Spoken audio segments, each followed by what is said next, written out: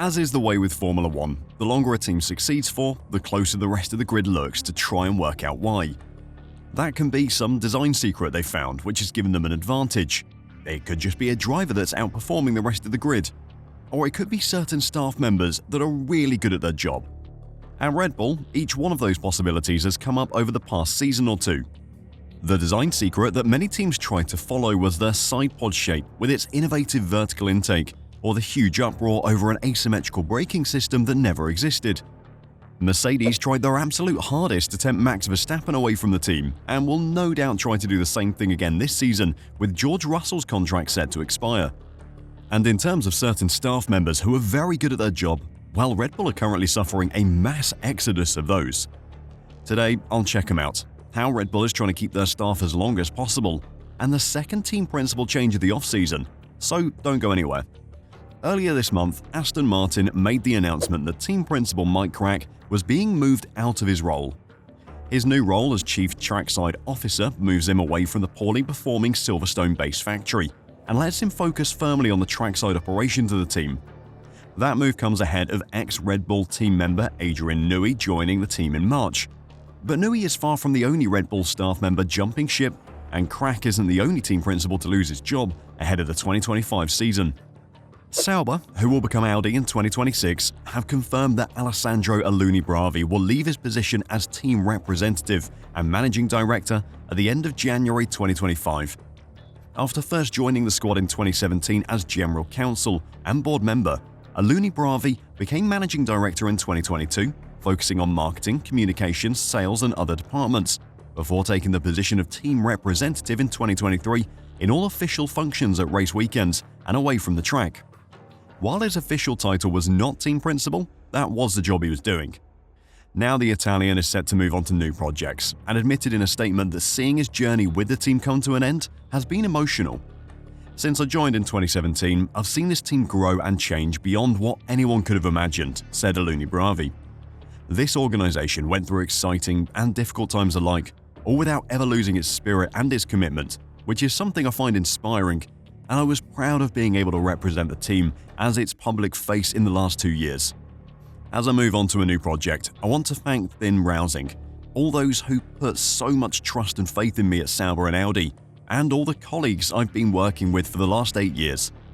This team is a family and has a bright future ahead. Finn Rousing was the previous owner of the Sauber F1 team before Audi completely bought out the team last year. Aluni-Bravi was firmly one of Rousing's appointments, so it doesn't come as too much of a surprise that Audi want to bring in their own team principal ahead of the name change for 2026. That was reinforced by the signing of Jonathan Wheatley last year. More on the former Red Bull sporting director in a second though. Wheatley is yet to join the team as he still has a contract to see out with Red Bull, as Adrian Newey has before he can join Aston Martin. In the meantime, it's not been announced who will cover the team principal role in the interim. It's likely Mattia Binotto will step in considering he has experience in the role from his time at Ferrari. Before I cover some more about Wheatley and what is happening with Sauber's new team principal, as well as the other big name exit that Red Bull are trying to delay, if you're enjoying the video and want to catch all the news in the run-up to the 2025 F1 season, then please press the like button and subscribe to F1 Reverse. We are creeping our way toward the 100,000 subscriber mark, which is just insane to even think about. So thank you to everyone who's already helped us on our way. So Jonathan Wheatley announced his move to the future Audi squad last year, but his start date remained up in the air with his old Red Bull contract running until July 2025. As is the case with contracts, even if you find a new job, you have to honor your old contract.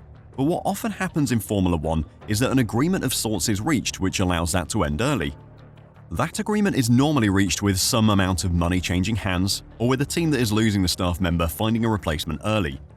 Whatever has happened in this case, Wheatley is now being released from his contract 3 months early, meaning he will join Sauber in time for the third round of the 2025 season, which takes place in Japan on April 6th. While Wheatley will be in place for the majority of the 2025 season, he'll have at least one eye on the 2026 season.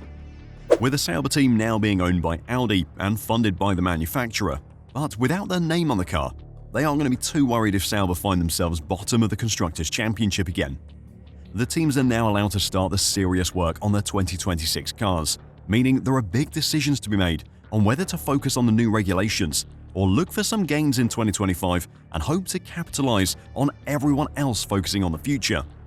In Sauber's case, Audi won't be interested in 2025. They want to be as competitive as possible in 2026 when the name is actually on the car, so that will be Wheatley's focus. As I've said a number of times already in this video, Jonathan Wheatley is far from the only big name at Red Bull that is on his way out of the team. Red Bull strategy chief Will Courtney is another one that is headed to a new team. Last September, McLaren announced that it had signed Courtney as its new sporting director. The plan is for him to eventually report to racing director Randeep Singh in a bid to help boost the Woking-based squad's operations on a race weekend. While it was known at the time that Courtney's current contract with Red Bull ran until the middle of 2026, the expectation was that Red Bull would let him go early, potentially even for the start of the 2025 season. However, that isn't going to happen, which will be a big blow to McLaren.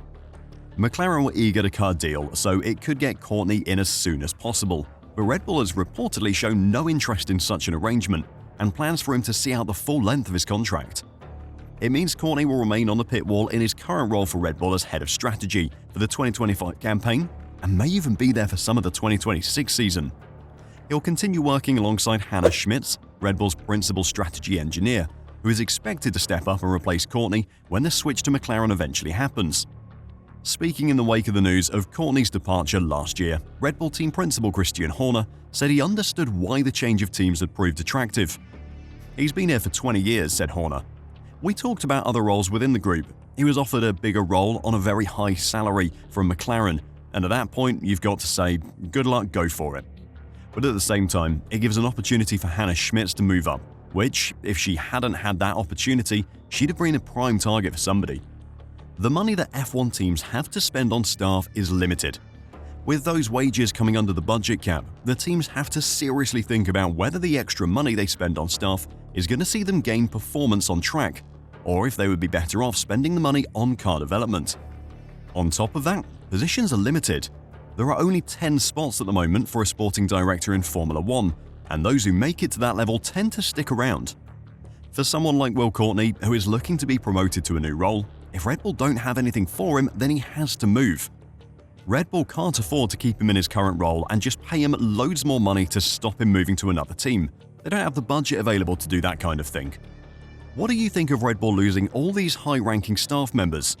Is it just the normal flow of things, or are the controversies that surrounded Christian Horner last year having an impact? Let me know your thoughts in the comments down below, and until next time, drive safe and bye for now.